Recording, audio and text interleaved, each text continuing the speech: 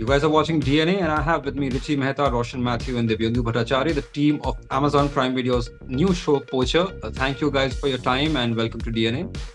Thank Thank you. you very much for having us. So I'll start the interview by saying I'll try to keep it as different because मुझे मालूम है you guys go through 20-25 interviews, probably 50 over the course of promoting this, and you get tired of answering the same old questions, and we get tired of asking the same old questions. But no, we will talk about the show. But I want to start with Richie by asking something that this is not your first rodeo in making something that is inspired by true events. You've done that before. You are starting to get an expertise on that.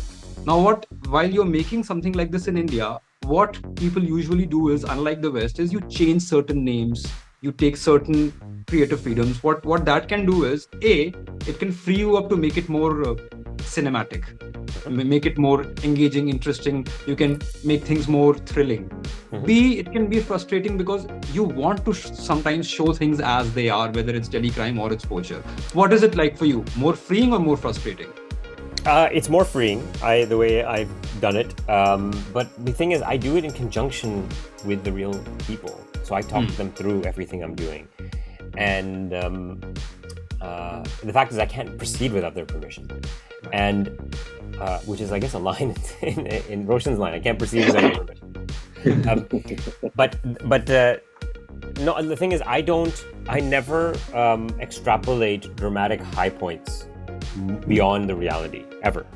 So I won't create a new dramatic high anywhere in the series that hasn't actually occurred. The only thing I will create is sometimes I'll combine 2 or 3 characters or 5 characters into one because there's hundreds of people involved in this actual case. And sometimes I'll take personal stories from one character, put it onto another for that effect. And then sometimes I bridge the time a little bit. I might this operation took place over a year, and so from the first point of confession to the Ivory raid was about 10 months. You don't really feel it, though I do say the dates throughout, and time is passing. Right, of course, yeah. So those are the things. I'm not going to take advantage of the audience and say this crazy event happened and I'm just making it up. I think that's actually not only disingenuous, I think it's irresponsible. Agreed. Roshan, Dibyendu sir, a question to you, of course, like he said, this is based on reality, very largely based on reality, real people. So when you guys are playing a role that is inspired by someone real, you of course get the script. And I've asked this before to people as well. How do you approach it? Do you go by just the script, or do you say, okay, let me try and reach out to people? Of course, after having talked to Richie and Makers, then let me try and get an understanding of what this person is, how he operates, how a wildlife officer or an NGO person might operate in real life. Do you do that, or do you just go by the script? Anyone, if you can start this. So I did the latter. I went after the person because I felt like, okay, there is an open channel of communication here. I can use it. I can try to get to know him. I also wanted to, see how he speaks. What his body language is like, what his energy is like. Not because it's familiar to anyone. Nobody's really seen these people. These people are not, popular figures. Although they should be. But it was just interesting. It was like too inviting for me to not do it, and I feel like it definitely brought in a flavor that I probably otherwise wouldn't have been able to bring in by myself. We are restricted in a way by our life experiences and how we behave in a space, how we interact with people and all that. So it was very nice to see how this person was, especially because he's very, very, very different from me. Apart from a few similarities that we have, in like the dialect of Malayalam that he speaks, because he comes from a place that's very close to my hometown. Apart from very few similarities, which I sort of used as a hook, he's nothing like this. So I really enjoyed that process of, just getting as much of him as I could. Yeah. Dibyendu, just one question that, of course, you will answer that, but uske extension ye hai ki were you surprised by anything that you found when you sort of spoke to people and started working? No, I didn't spoke to anyone. Actually, मैंने किसी से कभी बात नहीं की. Although Richie ने मुझे बताया था कि ये real life बंदा है और आप इनसे बात कर सकते हो, लेकिन मुझे ये लगा था कि क्योंकि मैं कोई रियल लाइफ कैरेक्टर का कोई बैगेज लेके चलना नहीं चाहता, because which is when you portray some real life character, you start मैं वो चेंज नहीं चाह रहा था, मैं उसके मैनरिज्म को पकड़ूं, मैं उसके वो कैसे बोलता है वैसे पकड़ूं, वो कैसे चलता है वैसे पकड़ूं। मुझे एक्चुअली इस कैरेक्टर का सोल पकड़ना है, और ये कैरेक्टर जो रियल लाइफ कैरेक्टर है, based on a real life character, but Neel Banerjee of poacher, Richie Mehta's poacher, Neel Banerjee is a different human being all together. उसकी अपनी एक दुनिया है, जिस दुनिया में उसको चलना है, तो वो दुनिया बहुत मेरे लिए बहुत बहुत इंपॉर्टेंट है, because I have to go into that world of Neel Banerjee. So मेरे लिए वो बहुत फैसिनेटिंग है, बिकॉज मेरे लिए फिर देन उसका एक पूरा नया आयाम खुल जाता है कि अगर मैं उस जगह में होता तो मैं क्या करता, राइट। तो मैं क्या करता, तो वहीं से मेरा काम शुरू होता है। So it is I love this कि इतने contrasting approaches हैं, but the end result is pretty much the same. Recreating the world that Richie wrote it's just the beauty of performing arts here. Richie, I'll come to you with one question. Is that this takes place in Kerala largely, but there are shots of Delhi, and Neil Banerjee speaks Bangla fluently. So I again love the fact that all 3-4 languages, English, Hindi, Malayalam, which is largely what it is in, and Bangla, are seamlessly interwoven into dialogue, which is how it would be in real life. You have not resorted to what many people do. Let's shoot it all in Malayalam or have subtitles. So let's shoot it all in Hindi. And do you see this as a product of the times? Because 10-15 years ago, in the absence of OTT, making a film or a show like this would have been difficult anyway, and making it in multilingual format would have been impossible. Do you see this as a product of the times? Yeah, I do see it as a product of the times. Having said that, certainly when we finished the series, there were some, and we were shopping it around to different platforms. Some people we spoke to still saw this as a disadvantage. The fact that we had multilingual, and that in mid-sentence you're switching from one language to another. My feeling has been if a character thinks in a language, they might in mid-sentence revert to a thought that they verbalize externally, but they're thinking it. So Roshan, Namisha's character, Namisha Sajayan, obviously not here, who's incredible in the series. Oftentimes they'll be speaking in Hindi or English, and they'll just revert to one word in Malayalam and then carry on back to the languages and stuff. And then Amazon Prime came and said, this is a huge advantage. So I have to actually give credit where credit is due, that it is a product of the time. From a market standpoint, it enables me to do what I wish is right, because since day one I've been doing this in my work in India for the last 20 years. I've been mixing the languages because I just feel it's just, when I come, especially as a non-resident Indian, I'm amazed at how quickly people switch languages. It's always been amazing to me. And I grew up in a household that was mixing Hindi, Punjabi, and English in one sentence. What I love is that suddenly you can't say that, you try to classify, this is a Hindi film, this is a Malayalam show, this is what do I call this one? I don't know. This is an Indian show pretty much. It's an honest show. I can't classify it in a language because it just, like, in the middle of a sentence it will flip, right? But imagine I was sometimes interviewing real subjects over the course of several months, and then they would have names that are potentially typically Hindi names.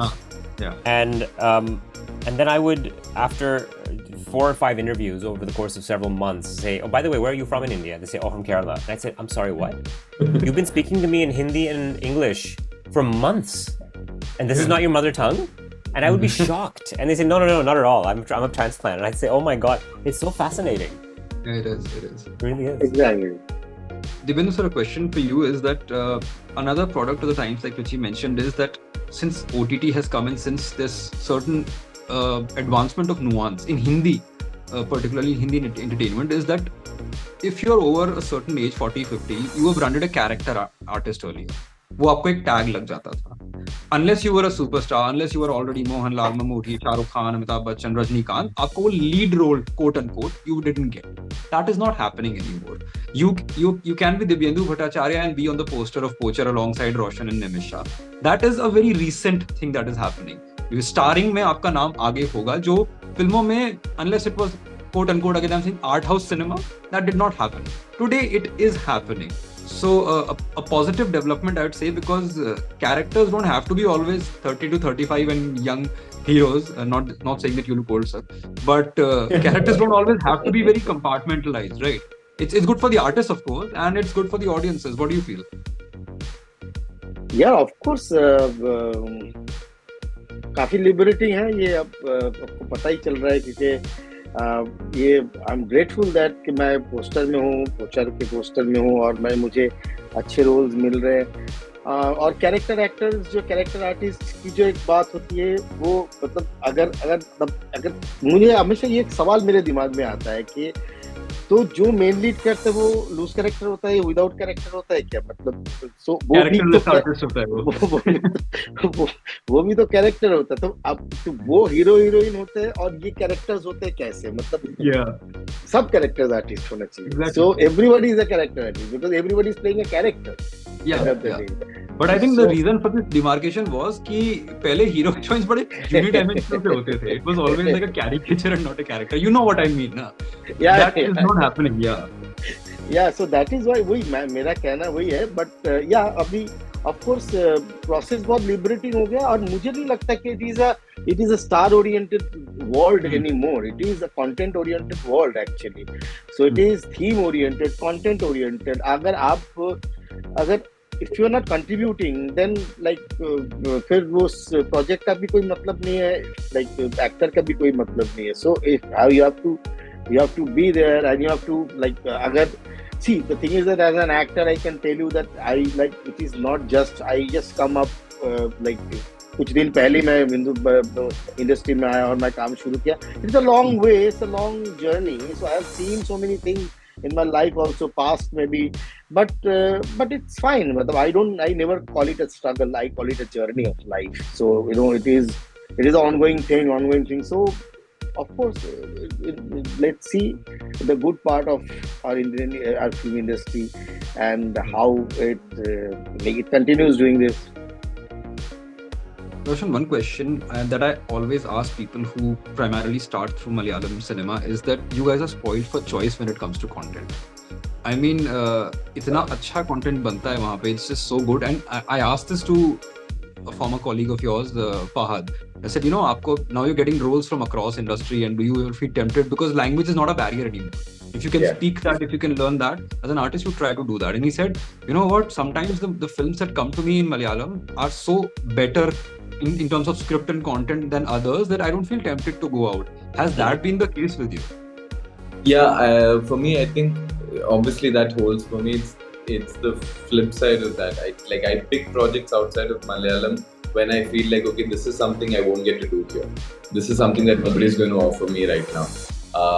Poacher is sort of an exception. This was an unmissable project. I wouldn't have given it up, either way. Also, I don't know if this is a Malayalam project or not, like we discussed. I have no idea. Yeah. I watched all 8 episodes, even I don't know. Yeah, but for me that's the deal. I pick up things from outside when I feel like, okay, this is very exciting, and this I definitely won't get to do here, because fortunately I'm here at this time in Malayalam where great work is happening, and there are great writers, great directors, so many people that I want to work with over here. And add to it the fact that this is obviously the place that I think of as home. I belong here, my stories belong here. So this will always be home.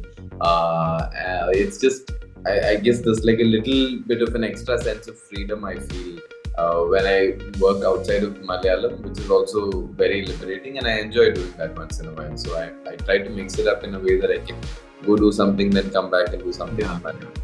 So as long as that continues, I'll keep it. No, I was saying as long as that continues, I'll keep it. Yeah.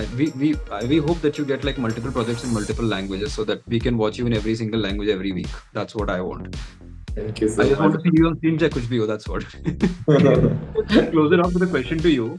Is that, of course, this is largely based on that raid against from Delhi, which happened in Delhi, Wildlife Fest of India 2015, and you said that you never aim to sort of increase the dramatic high anywhere. But having gone through the details of the case, it was mind-boggling, the scale and immense of it. Did you ever feel like I need to play it or tone it down because people will think this is just too far-fetched? No. Because of the 489 kilos of ivory and these many elephants and this and that. And 400, 408. Yeah. No, no, not at all. In fact, I think for me, it was just present it as I am picturizing it, as I'm visualizing what has been told to me. I have to earn those moments. So, for example, the build up at the end of episode 8 with the protests that come around it, that which gives episode 8 in Delhi Crime a run for its money, where there was it really is a comparable. So for me, it's building it up. If it's that extreme, I need to earn those dramatic moments. And so there is a build-up that everyone keeps talking about between Neil's character and this SHO who Asif Haider plays. That they keep discussing that the crowd is increasing, they're getting more and more agitated. So we build up those moments. The thing with the crazy incident in episode 5 with Roshan's character Alan and the church and having to run away. I mean, I can't make these things up. But then I have to earn it. And so much before that, he's dropping already to Neil.